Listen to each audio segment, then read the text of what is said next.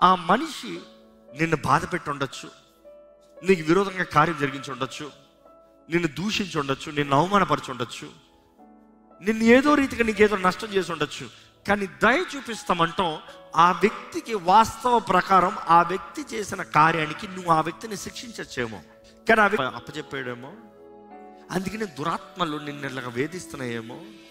వేధించే ఆత్మలు ఉన్నాయంట, జాగ్రత్త. దేవుని సన్నిధి నుండి పంపబడిందంట సౌలుకి, తెలుసు కదా.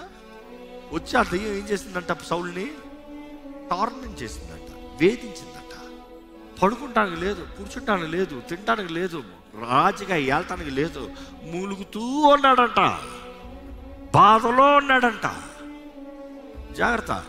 దేవుడు అంటున్నాడు ఇక్కడ అదే మాట, నీవు దయ పొందుకున్నావు, నువ్వు దయ చూపించకున్నా నువ్వేం చేస్తున్నావు, వాడిని శిక్షిస్తున్నావు. అయితే నీకు టార్చర్ పెట్టిస్తాను, కానీ టార్చర్తో బ్రతుకు. మిమ్మల్ని అడుగుతాను, ఈరోజు మీకు సవాల్ ఇస్తున్నాను, క్షమించరాని మనసుతో మీరు ఉంటే మాత్రం వేధించబడతారు. జాగ్రత్త. క్షమించిన మనసుతో ఉంటే మీకు అపవాదికి మీ పైన అధికారం లేదు, దేవుడు అనుగ్రహించిన సమాధానం కలిగి జీవిస్తారు.